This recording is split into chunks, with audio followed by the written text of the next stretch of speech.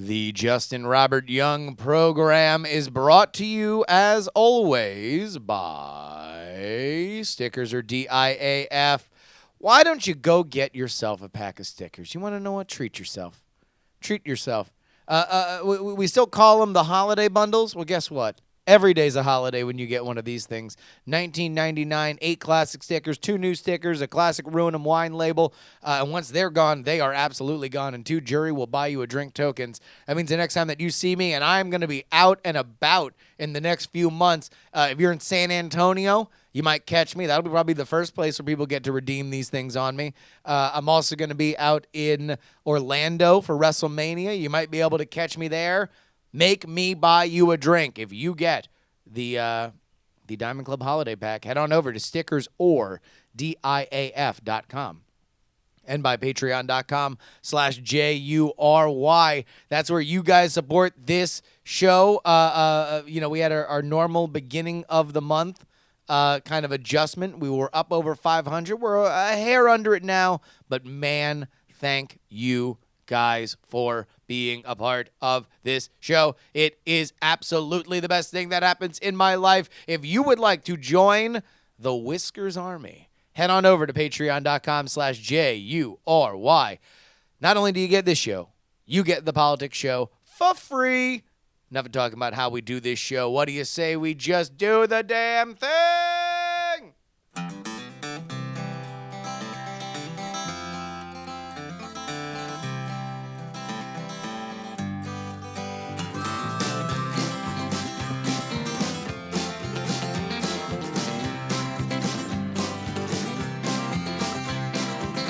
On the day that we met on the internet, I asked her for a photograph. She sent it over to me, said, I know it's ugly. And I said, girl, ugly ain't the half. Look at you. Well, you got blue teeth and you only got 2 teeth, but I kind of like to see you smile. And it appears that over the years you've turned into a big old steaming pile. And she said, yeah, I know I ain't no supermodel. I said, you ain't a hand model, baby, but that's fine, 'cause you're pretty ugly by most people's standards, but you're all right by mine.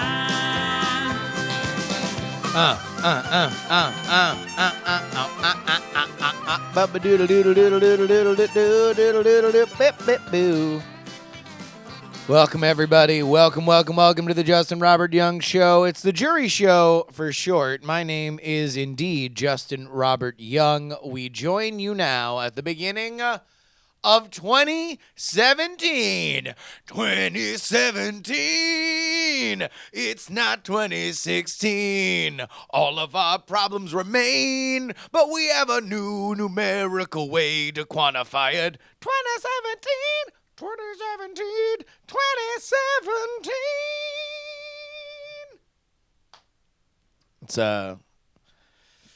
It's my 2017 song. So if you guys like it, you can check it out on iTunes. It's on iTunes under 2017 song by Justin Robert Young. All proceeds go to a charity called My Bank. Just kidding. I don't have a charity, nor do I have a song. What I do have is a podcast for you guys. Welcome. I got, man. I was watching TV last night and wound up watching some sports.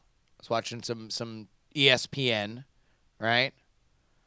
And the NFL, I don't know what the NFL Countdown, is it NFL? I don't know. The NFL, inside the NFL men, they're around a table, and they're talking NFL like no one's ever talked NFL before. Brought to you by Hurley Bikes. And they're doing this thing where they are showing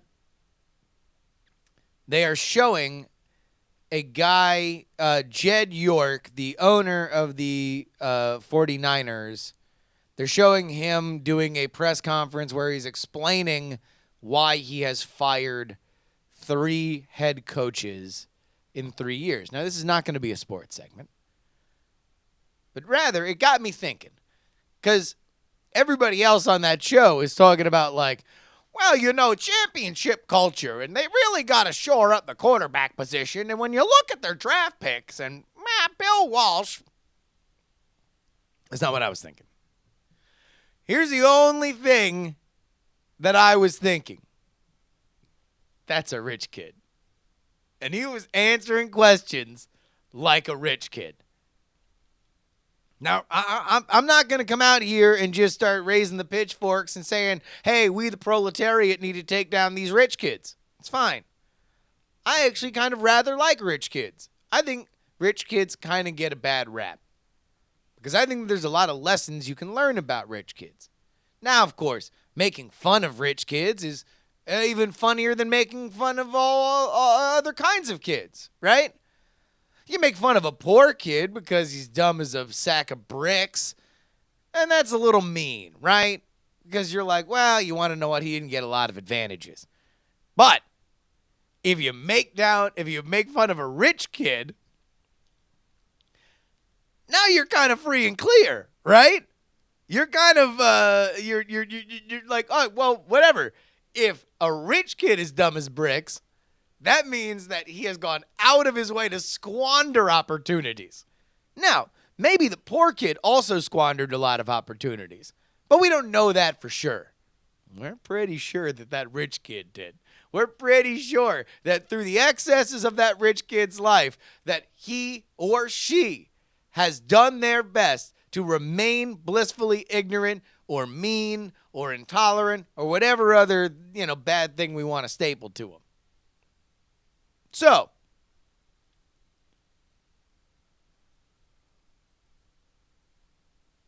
one of the things, I'm going to take y'all back. I used to know a kid. He's a rich kid. I don't even know if I should say his name. But everybody I knew thought he was a real asshole. Probably because he was. But I liked him. I kind of liked the cut of his jib. He was very abrasive. He was not exactly an easy person to get along with, but for whatever reason, I got along with him fairly well. One of the things that he loved to do, and he got it from his dad, was he loved to just get things for free. Despite the fact that he could very easily pay for them. It was a sport for him. I remember one time he spent a half hour detailing to me how he got a gym membership for free. So he went and got a gym membership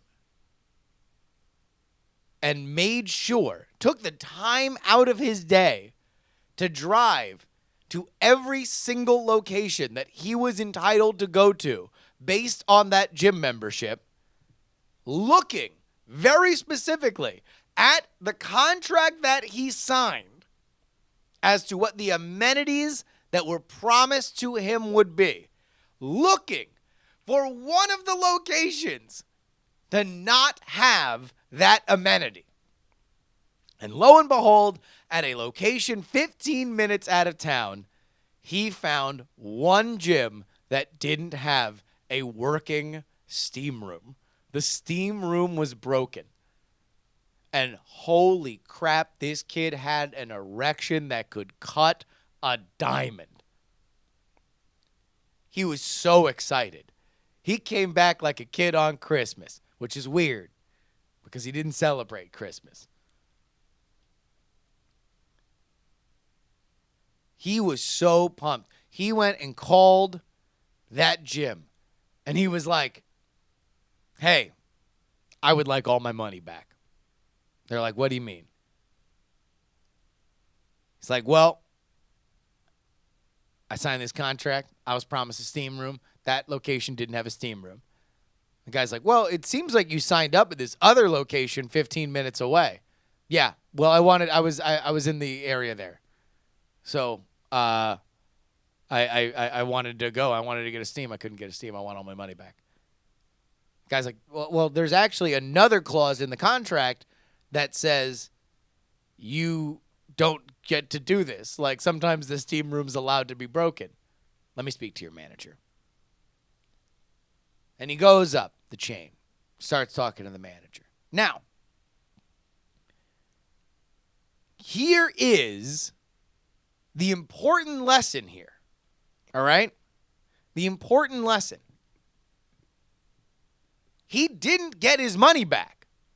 He wound up getting free time on his membership, but he didn't get his money back, which is what I wound up finding out, in my opinion, was the biggest lesson I could learn from rich kids. Not that they have money, not that they take money for granted, but this, that they learn to be comfortable failing. They learn to be comfortable failing faster than kids without money. I believe this to be true without a shadow of a doubt. And I believe this might be the most unused lesson that we could all be better at, that we could all learn something from rich kids. They are comfortable failing. They are more comfortable than you at failing. Why? Because failing costs them almost nothing. Think about all the times that you, in your life, you listening to me, unless you're a rich kid, in which case, hi, man, patreon.com/JuRY. Pay it forward. If you have at any moment in your life, a job interview, a big project at work, romantic entanglements, where you believed something was zero sum. You know, what's the saying? That people in the army eat fast because they're afraid someone's going to take it away? That is the mindset that has been around me and in my own head my entire life. My entire life. If this doesn't work out right now, I'll never get another chance. Rich kids, they're always going to get another chance. So who cares? Why not try? Why not try? If I don't care if I fail, what is the cost of trying? And therefore, you wind up seeing a lot more attempts. Rich kids tended to ask more girls out. Rich kids would randomly try to get their money back on a gym membership just for fun. Why?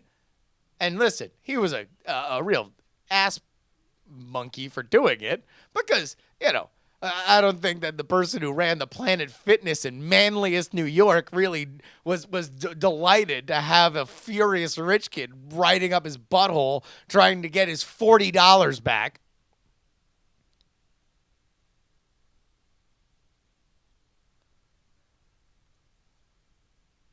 But yet, at the end of it, no matter where his motivations were going in, he understood a little bit more about contracts.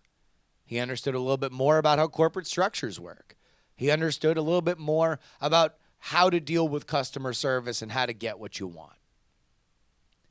I'm not saying that all these lessons are good, because what I'm saying is more essential than that. What I'm saying is that we could all stand to be less afraid of failure. All of us. We could stand to be less afraid of money. Because money, really, like, you're never worried about accumulating money. You're worried about losing money.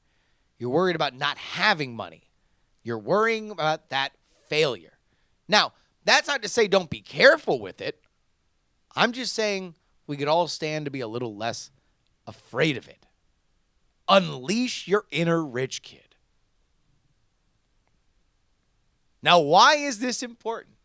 Why have I been thinking? Because as soon as I saw Jed York there, and Jed York, by the way, the owner of the San Francisco 49ers, is mega rich and runs one of the most prestigious NFL franchises, certainly the most prestigious one in his time zone, right?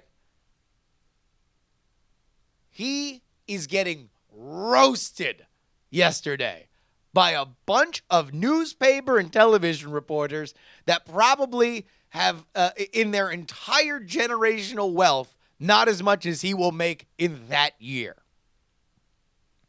And yet, as he is getting lit up by these people, you see one look on his face, which is, I failed.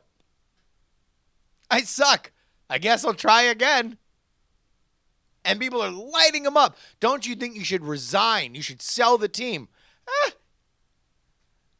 I screwed up. I screwed up 3 years in a row. I have irreparably damaged a franchise that was not but 3 years ago thought to be one of the best.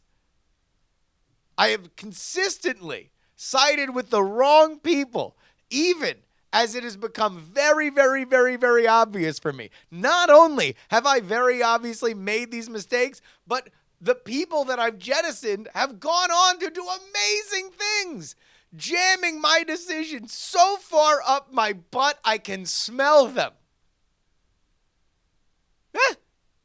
National laughingstock. One of the worst owners in the NFL. I guess I'll just try again. Maybe eventually I'll be better. And you want to know what? If he makes the right decision and hires the right person, everyone will forget. Because nobody remembers what happens yesterday.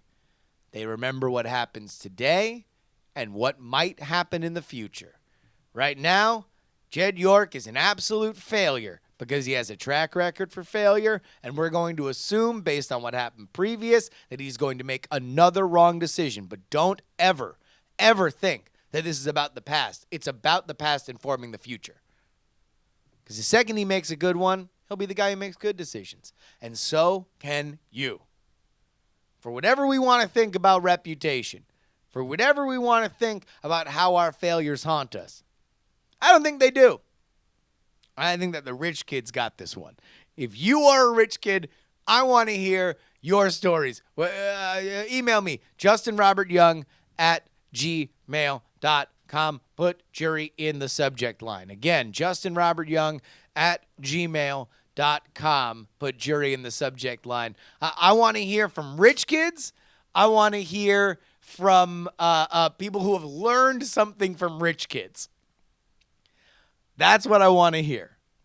That is what I want to hear. I think that there are a lot of lessons. Gambling Man says this will only end well. Hey, listen, all I'm saying is that there is a ticking clock on any of my career, right? You cannot talk this much in a live format without saying something that absolutely torpedoes and explodes your career. It's a ticking clock.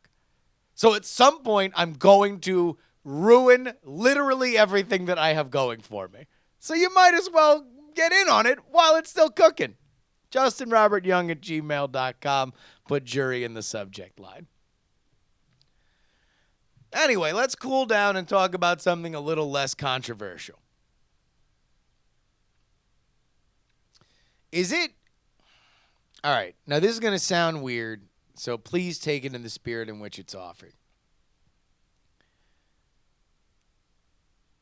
If you're a heterosexual man and you're talking to another heterosexual man, do you feel uncomfortable discussing musicals? Put more simply, do you feel that you are projecting that you are more likely to be gay if you discuss musicals?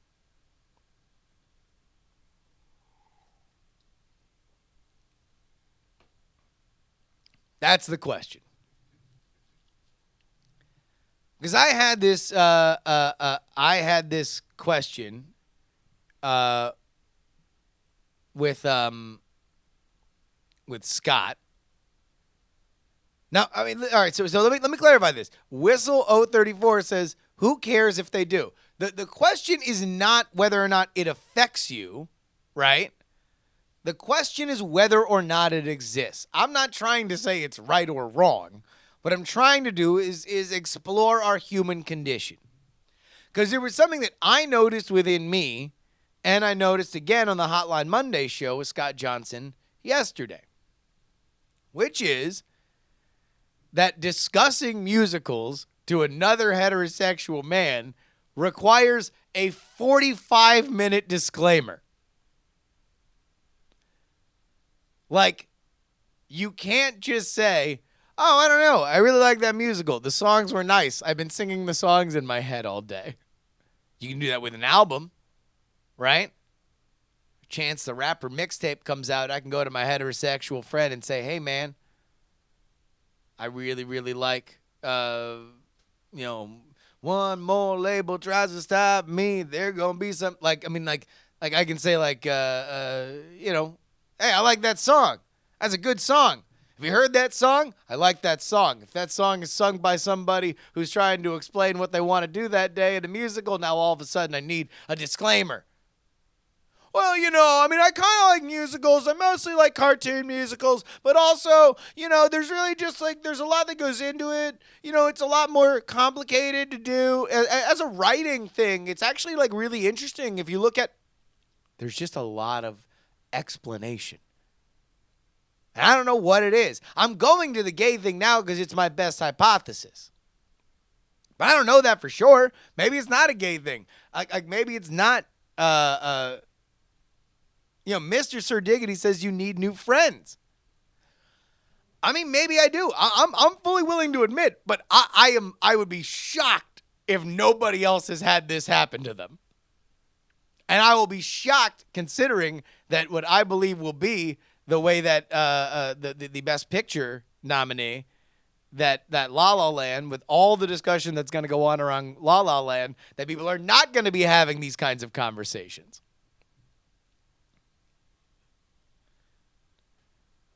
Daniel J. Newman says, I used to work at a theater that showed a lot of musicals, and I saw thousands of people at night and saw more pairs of men and women than I did men and women or women and women. You might think that these were all unhappy men dragged by their girlfriends and wives, but I tell you, they all look like they had a good time when they left the theater. Absolutely. Again, my point is not that it is a gay thing to like musicals. I like musicals. I happen to not be gay. I've had a bunch of conversations with heterosexual men about them, but it just feels like there's this weird little thing, like in the grand matrix of how we talk without talking in our modern American culture circa 2017. There is just this one little artifact and remnant wherein we need to quantify exactly why we like a musical. And I am only speaking from my own experience. I am speaking from the experience of a 33-year-old heterosexual man who has, by and large, winds up talking to other heterosexual people in general and heterosexual men probably most of all. Karmakin says the stereotype is the stereotype of fragile masculinity. There we go. Maybe that's it. Maybe there's an element where we need to signal too much. We doth protest too much.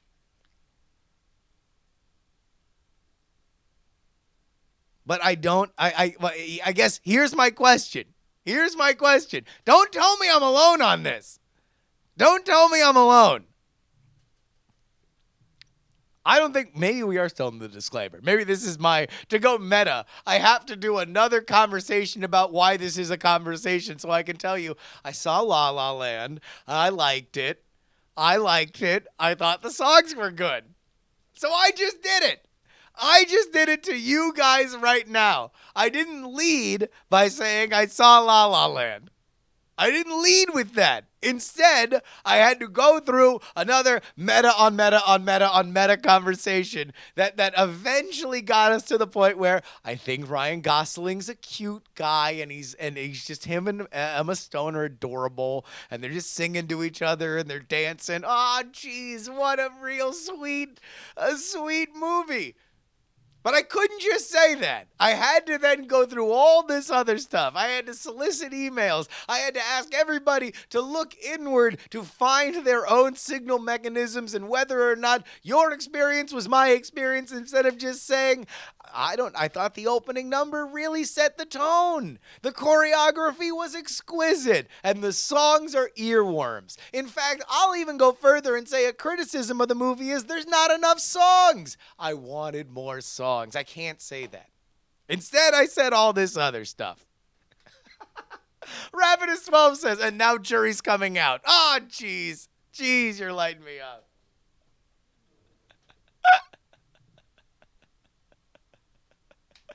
Oh, Ninja Steve 79. Point being, JuRY saw La La Land and now he's gay.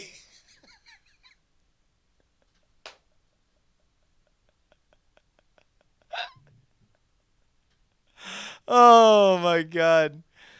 I don't know what it is. You know, it's so weird to talk about this stuff too, because, you know, when this gets back to like all these discussions about like privilege or social standing or inherent power or earned influence, like, I do have a theory on why it happens.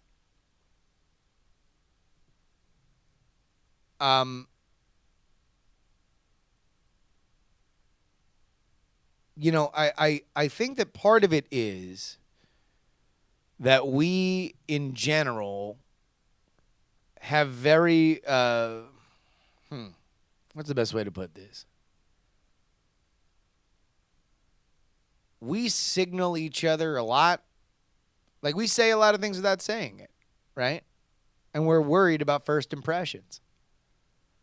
Like, I know for a fact that I don't give a good first impression. I don't.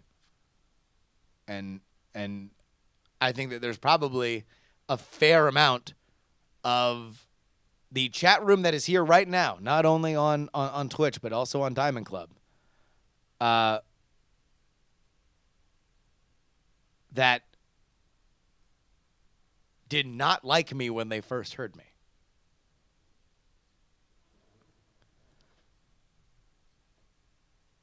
I know I'm bad at first impressions in general. I've been told it many times. I think that people initially read me as a lot more aggressive than I am. I'm a very sensitive boy.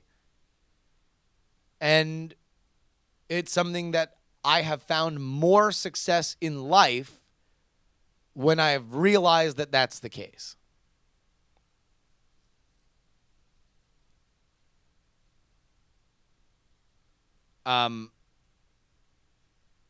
You know, and that's, I think it's hard to wrap your head around.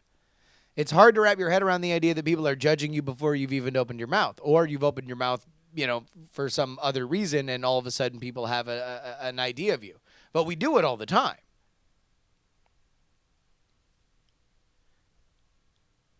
And the more we think about that, the more we understand that to be true, the more we tend to worry about it. And the more we tend to worry about whether or not exactly what we think we are in our heads is coming across.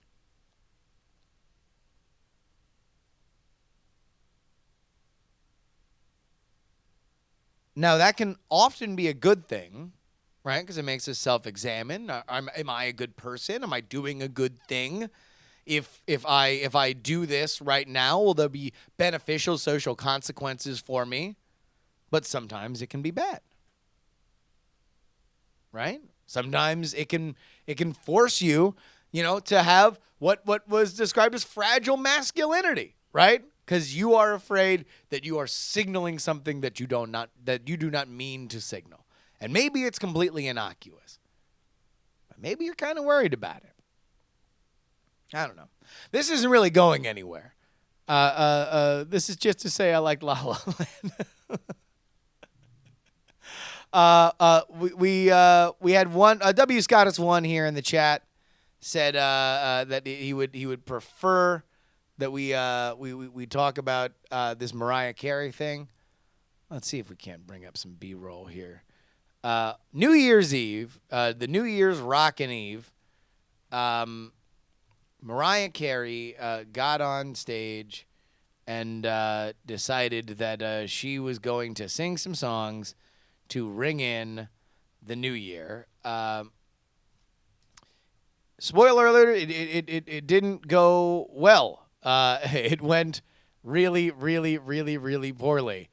Here is the article about it. Here we're gonna play the video. All right, I guess the video's, yep. Here we go. The video is playing in the background while it says it's not available. That's pretty awesome. She tried to sing Emotions. It was pretty obvious that her earpiece was out, and she was just kind of talking while everything else went on around her. It was a disaster of the highest order, and I don't really know what you can say about it except to wonder, why do we care? And I don't mean to say that we're bad to care, right? But what do we take away when we watch it? Is it important because she failed? Do we look at this as a do we look at this as like, okay, is she a diva, right?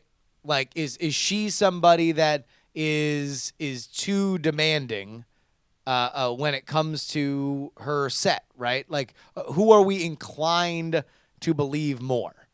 Are we inclined to believe Dick Clark Productions, or are we inclined to believe Mariah Carey? Because obviously something went wrong, but it's live television. Things go wrong all the time. Here we go. Let's get a little audio here.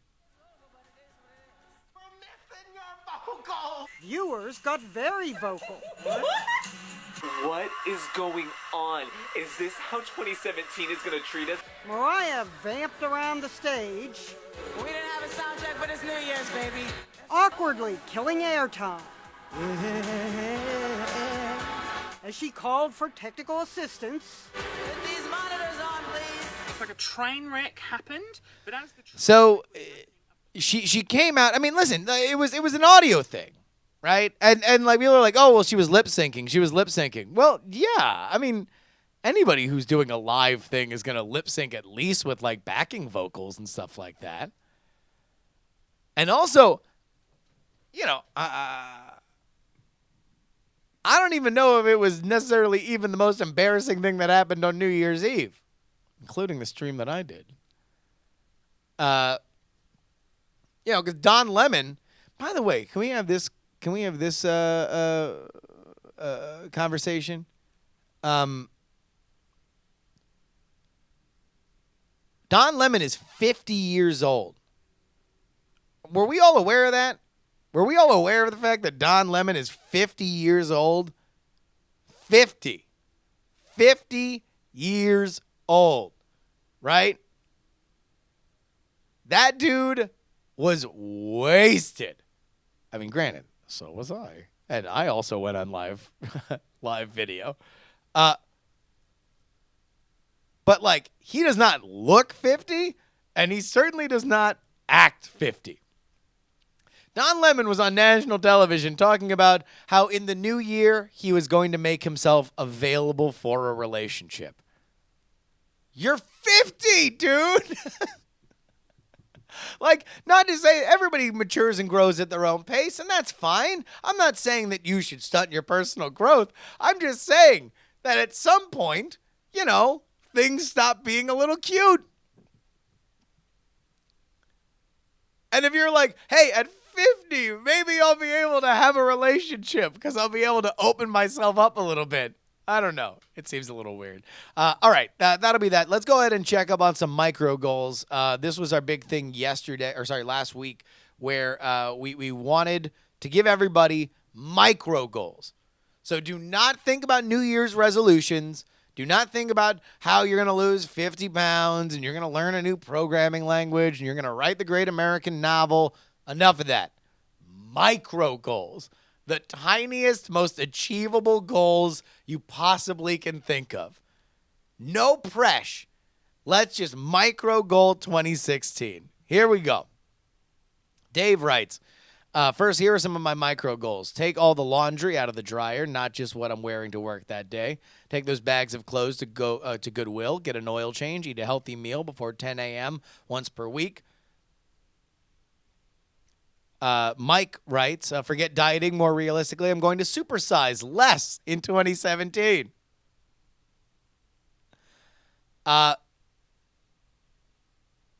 So there we go. We got a couple micro goals in. We then move on to another thing that we were talking about, which we got a couple emails on, which is male sex toys. Male sex toys. For those of you keeping score at home, I didn't feel that I needed a disclaimer to discuss male sex toys. So let's please continue to analyze the psyche of Justin Robert Young. Dave continues, I have basic couples toys, underbed restraints, blindfold, spur, at least 3 kinds of lube. I had a ball gag, but I left that at my ex's. I have men's toys too, 2 vibrating prostate massagers, a fleshlight, a leather C-ring with a leash, and this little guy, which is hard to describe. I don't. Let me see if I can even show this. Okay, yeah, it's not coming through here, and it's probably for the best. I've only had a few partners since I bought most of these, but they've liked that I have the toys. Sharing that I have toys has provided more opportunities to talk about kinks and fantasies than with previous partners. We don't always use the entire toy box, but I've used the vibrating bits on them, and one used a massager on me while giving we're already here. While giving a BJ. Amazing. I haven't used that hard-to-describe toy with a partner, but I have tested it, and it's fun. Good luck with your micro goals. I hope you and Ashley have a great New Year's Eve. I'll see you at Nerdtacular. Don't worry, I'll leave the toys at home. Well, thank you, Dave. Jason writes on this very same subject. There's one reason why men don't admit to using solo sex toys. If you use them, the ick factor of the cleanup. If you're using your hand, there's tissues and socks and whatever you're done. A toy requires a trip to the bathroom to clean it up. The upkeep is more than most guys would want to do, given how most dudes crank one out. Now, if we're talking about toys you use with a partner, lots of guys probably feel insecure about using assistants to get their partners off, probably due to years of watching porn where guys jackhammer away while the girls pretend to climax. Yeah. I mean, that's interesting. I don't know if I would go with you on the porn thing, but I think that's certainly a thing. I don't know. This is one of those where I'm not going to stake out any big gigantic claims here.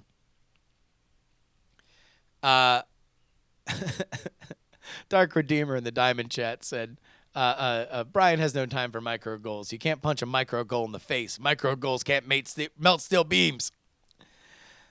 The Bishma writes, this week's discussion about Christmas joy and anxiety made me realize that there are people in the world who actually feel joy about Christmas. I thought joy was just another word that you see like Noel that is seen and said without really meaning anything and not actually a feeling of great happiness. I remember being excited about Christmas as a kid, mostly because, as a somewhat poor family, it was my main shot at new toys for the year. Still, even then, I'm not sure I felt joyous about the holiday, just glad to have something new to play with when it was all said and done. Maybe because I'm an atheist, so Christmas is a cultural family thing and not a religious one. My family is mainly made up of Christmas, Easter-type Christians, but I'm pretty sure I believed in Santa longer than I believed in God, if I ever did. But I know plenty of atheists that embrace the season as a time of togetherness, family, what have you. Do they feel joy about it? ? More than anything, I find Christmas obnoxious because, same old complaints, stores start selling Christmas items around Halloween, and my favorite radio station converts to a 24/7 Christmas music on Thanksgiving. I mainly try to ignore the holiday until it's about a week out, That helps me at least not be grumpy about it, but it doesn't get me anywhere near joy. So I'm trying to figure out what I'm missing.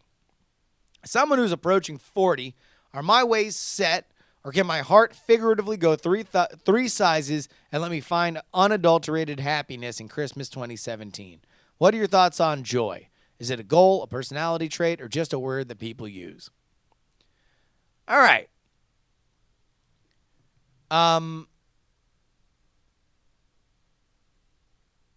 So here's my thought on joy. I don't think that there are non-joyous people. I think joy is something that flourishes when your life in your head is less chaotic and complicated. Now, I'm not really a big yoga, meditation, mindfulness kind of guy, but as I have understood it, one thing that I feel I independently came to the realization about is the idea of recentering. That we think, for whatever reason, that anxiety is a more true emotion than happiness or joy. That anxiety is always around the corner, but joy is hard to attain. I don't think there's anybody out here who says anxiety is hard to attain. Man, I wish I had more anxiety in my life. Like, I don't think that this sentence right here, what are your thoughts on, if we're just going to replace joy for anxiety, what are your thoughts on anxiety? Is it a goal, a personality trait, or just a word that people use? I think we understand anxiety, right? We understand a lot of that. And really, joy can very often be a similar thing. Joy can be something that just randomly pops into your life. Joy can be something that can dominate your day. Joy can be something that allows you to affect, or that you allow to affect your decision making in the same way that you think about anxiety. So I don't think that you necessarily do not, the Bishma, I don't think that you necessarily have a lack of joy. I think that you have a lot of anxiety. Because the absence of one leads to more of the other. At least that's just my opinion. Who knows?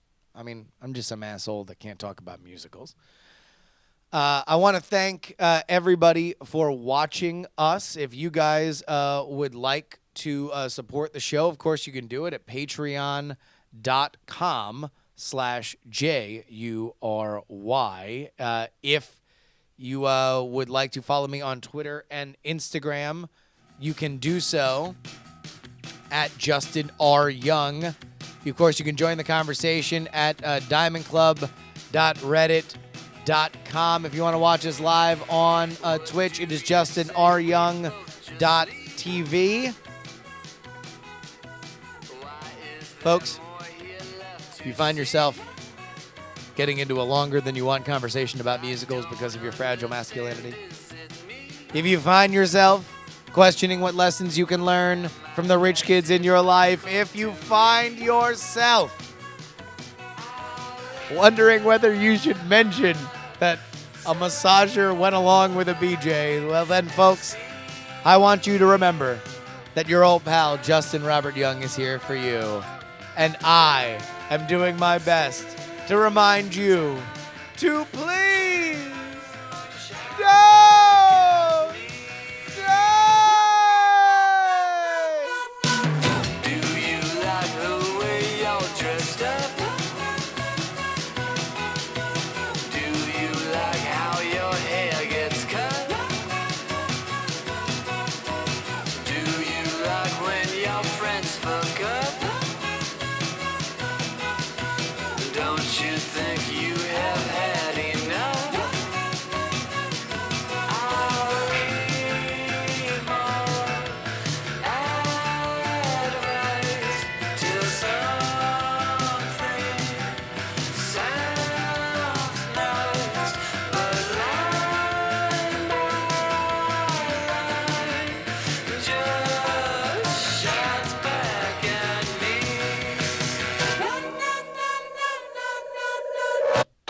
Club hopes you have enjoyed this program.